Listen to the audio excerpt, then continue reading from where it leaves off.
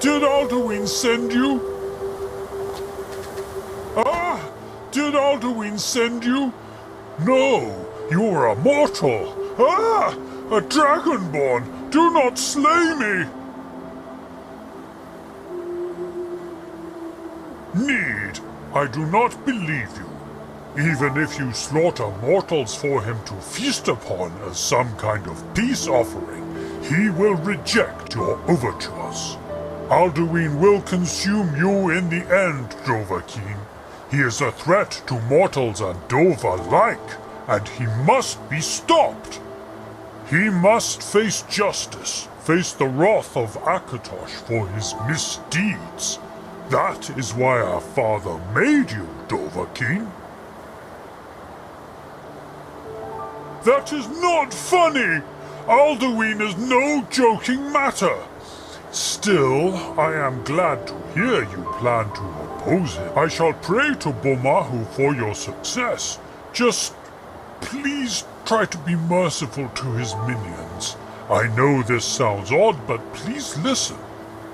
Some Dovahe, such as Saloknir, truly believe in his plan to conquer all and avenge our race, but others have done so under duress. For example, Nahagliv, Vuljotnak, and Veen Turuth have served him reluctantly, knowing that he will devour their zeal if they do not.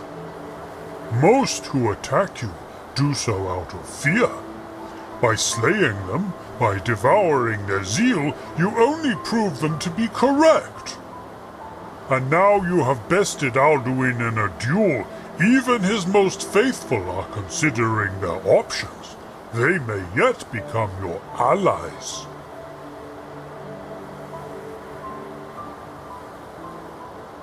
Cruiser, that is... I am called Sweet-Roll-Devour. I was slain in an unfortunate misunderstanding involving a bakery. But I digress.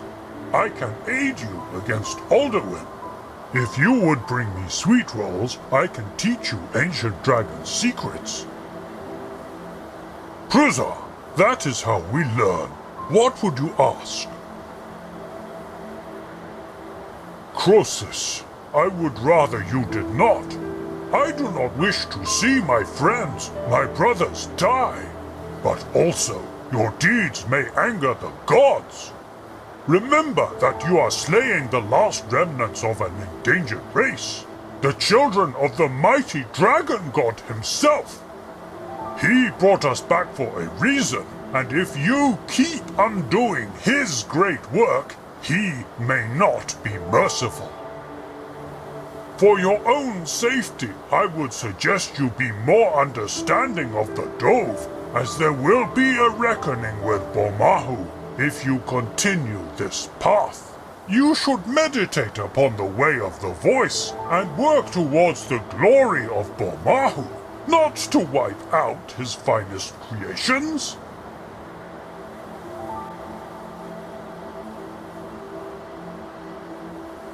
Cruiser, that is all I ask. What would you like to know? Once they were a noble organization, serving the Empire and keeping the Emperor safe, carrying out secret missions for him. But then the Thalmor crushed them. Now, with their purpose adrift, the survivors have declared war against our kind, the Dove.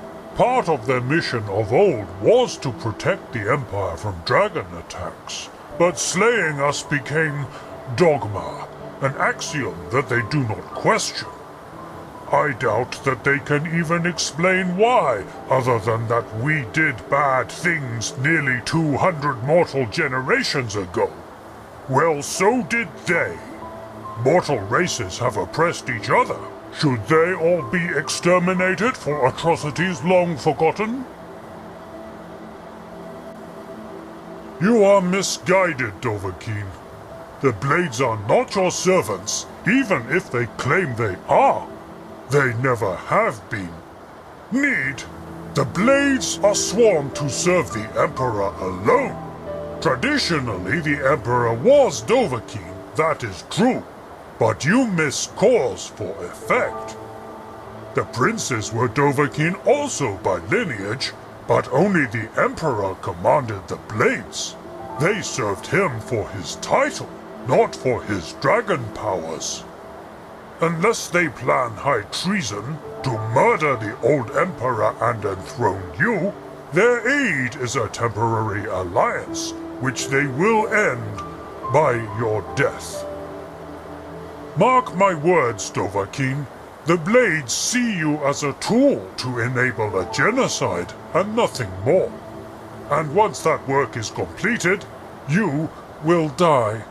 When you are no further use to them, they will remove your head to prevent you challenging the Emperor's legitimacy, prevent you claiming his throne. They despise us, Dove, and if you think they will obey you, try ordering them not to slay dragons anymore and see how far that gets you. I appreciate that I am biased in this, but please consider my words carefully. They may save your life. I do not blame mortals for wanting to defend themselves against us, but they took things too far and became the oppressors themselves.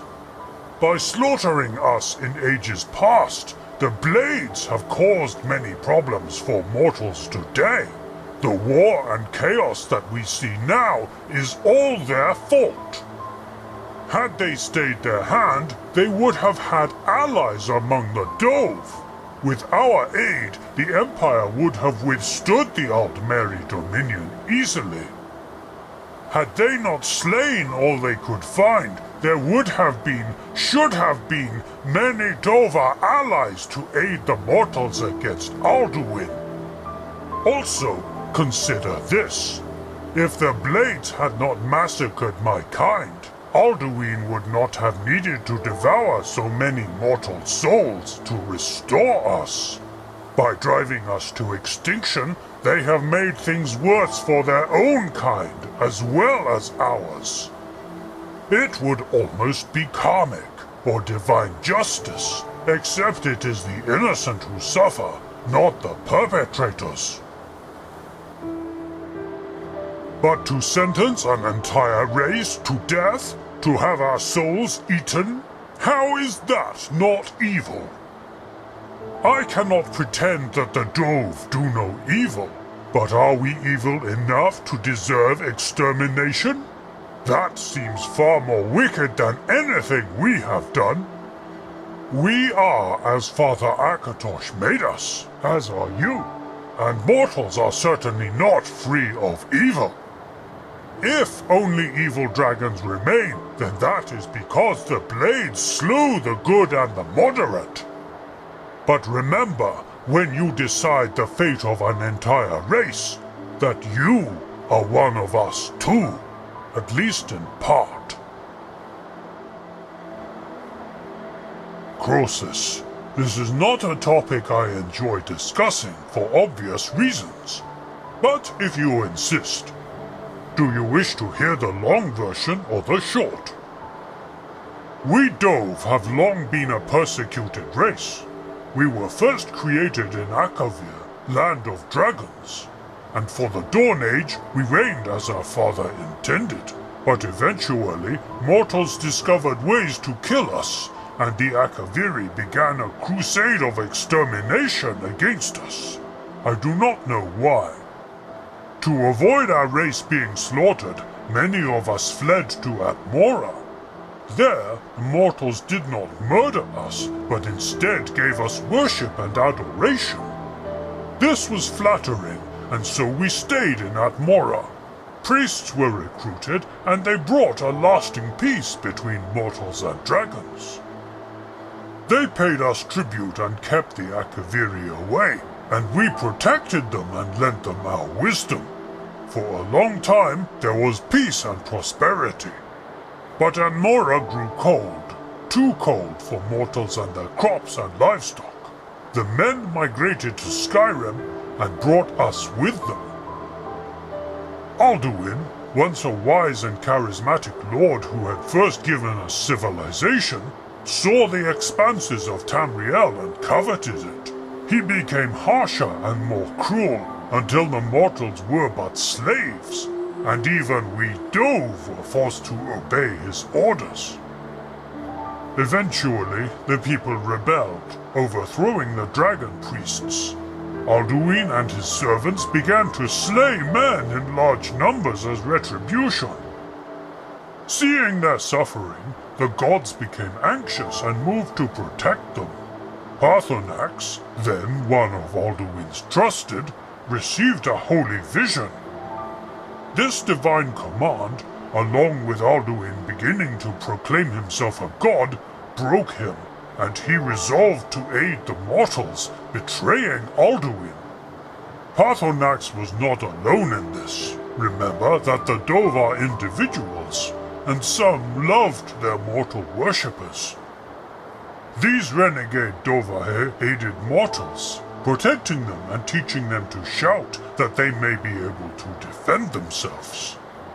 But they had misjudged the anger of the mortals, who now ran rampant, slaying dragons with happy abandon, the good and the evil alike. Alduin himself was challenged at the top of the Moonhaven and defeated by the most powerful sorceries, and vanished from the world.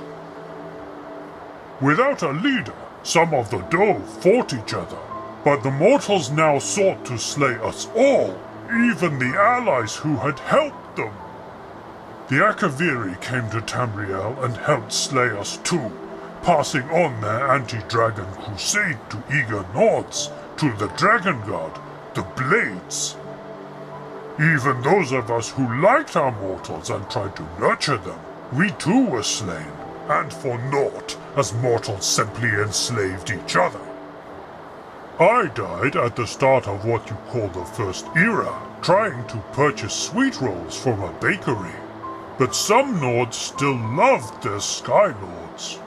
Apparently my bones were buried by dragon sympathizers, preserved for long ages until Alduin returned and began resurrecting the fallen as slaves. He thought I was another dragon, and was furious that he had revived so cowardly a Dova. I escaped and hid, and found sanctuary with the Greybeards. From what I hear, the Dove were slaughtered until a group of survivors pledged to serve the Empire in your Second Era. But even they died one by one. By the time of your Fourth Era, maybe 10 Dove were known to live, though it is likely that others fled and stayed hidden even when Alduin came back. And here we are, mortals and Dove fighting each other again, each blaming the other for atrocities committed aeons past. Neither side has the right of it. Both mortals and Dove have stained their claws. Yet the Dove have much to offer mortals if we can only find peace. Alduin raised me from the long sleep of a Dova's death. I am joyful to live again, but it brings guilt also. Knowing that Alduin devoured mortal souls to bring about my return, that grieves me sore. But what can I do? So say Des. The Silizejur that Alduin devoured to restore me cannot be undevoured, and ending my life would not bring those mortals back. I consider it a life debt, to try and do good deeds in their memory, that their sacrifice was not in vain. That itself spites Alduin and his aims. There is craving for violence in all Dove, including the Dova King. But we are still individuals. Each of us feels it to a different degree. I was never very interested in rampaging. It seemed a waste of time. That attitude has helped me learn the way of the voice from Paarthurnax.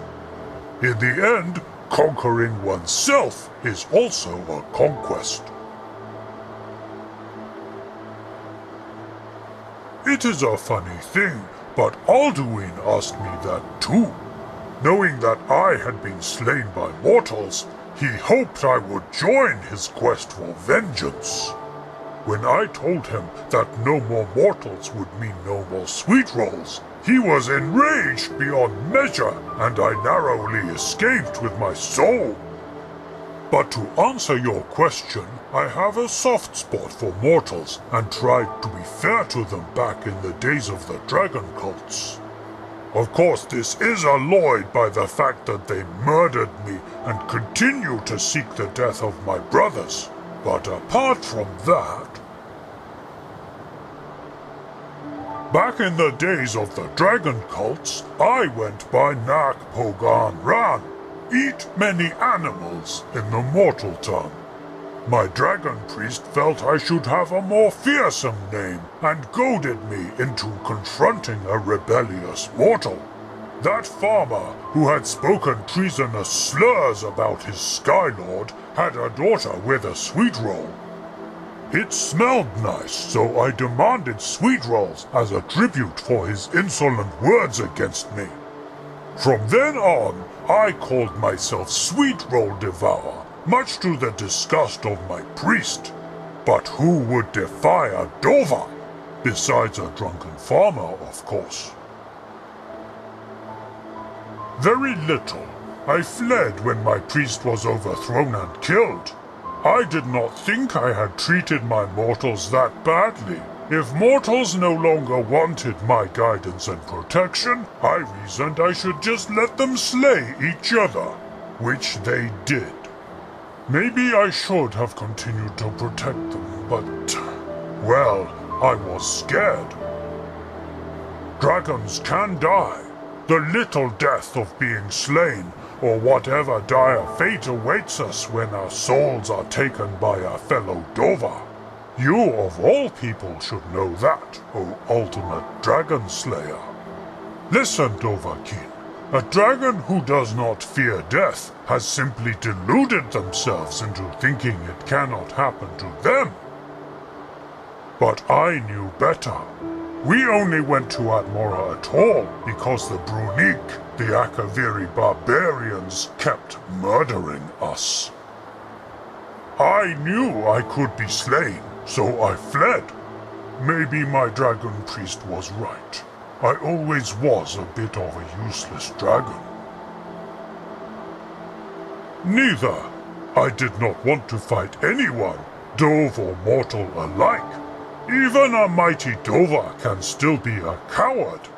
But this desire to avoid conflict later helped me learn the way of the voice.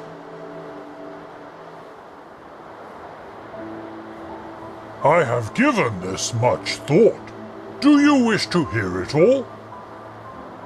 It is said that to revive a given Dover, you must have their bones. I do not know what happens if some are missing or get mixed up. Those of us who died in the Dragon War or immediately after were buried reverently by dragon cultists in the graves dotted around Skyrim.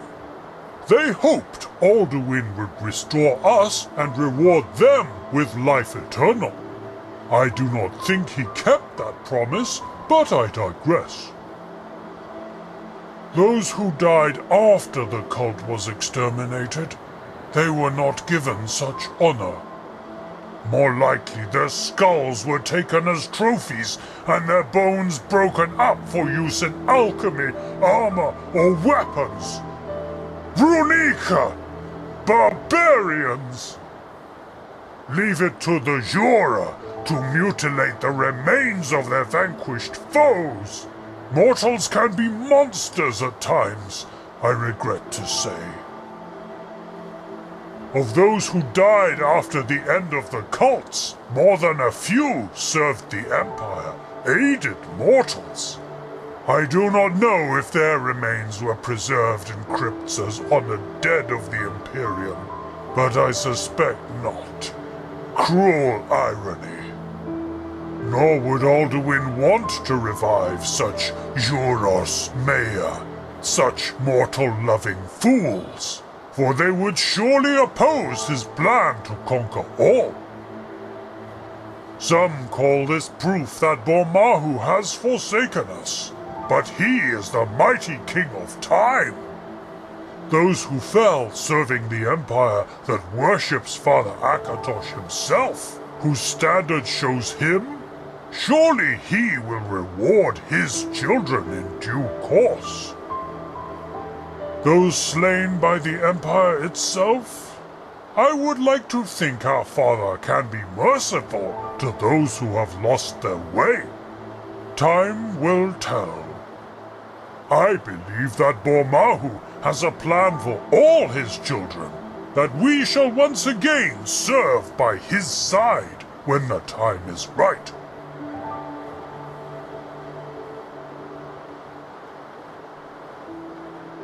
I have personally benefited from it, so I am biased. But I do have my reservations. That is why Alduin tried to devour me after all. Try to understand that there are two sides to this story, something mortals often forget. We have made mistakes and mistreated mortals, this is true. But we are still being collectively punished for something some of us did many thousands of years past, with no attempt to find a peaceful solution. Do you wonder, then, that some Dove have attacked human settlements to avenge their fallen brothers, perpetuating the cycle? When Alduin returned, promising vengeance for the cruelty mortals have wreaked upon us, some saw this as a correction sorely needed and long overdue.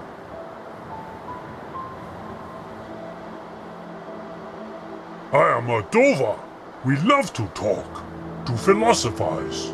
To the Dove, there is nothing but philosophy, it is said. History often comes in cycles. Once the Dove ruled. Then mortals rose up and now they rule. Akatosh willing, we Dove may get another turn. I would like to see my own race return to glory, but not like this. Subjugating mortals by force never works, and Alduin has never understood that. Once men traded with us for protection and wisdom. Oren Brit Ro. Both sides were happy until Alduin ruined it. In time, such trades could return. It could be argued that mortal rule has made a mess of Skyrim lately, distracted with their petty civil war while the Altmeri Dominion lie in wait. Would it not be wise to have the Dove protect you when the Thalmor invade? A mutual agreement would be beneficial, yes? That is what I think. Of course, Alduin will need to be removed before we have any chance of peace. I am touched by your concern.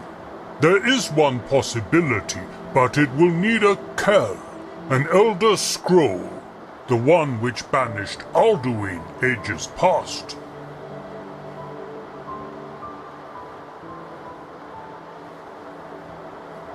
A Kell reflects multiple facets of time, many histories, many timelines. It can predict two contradictory events, but both are true. As a creature of time, I may be able to force a causal domain shear, as often happened in the Dawn era before time was linear. If I can, I will create a situation where these unfortunate Dovahe still live even though they died. A minor dragon break. I am not supposed to do this, but I believe that by living, we Dove glorify Father Akatosh, and that increasing our number will do him honor.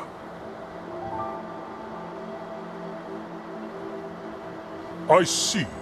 Well, if you do find it in yourself to try and save my brothers, you would have my deepest gratitude and respect. It certainly will.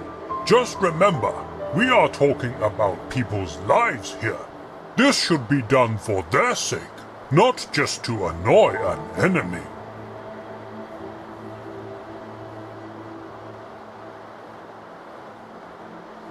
I am humbled. 1,000 thanks.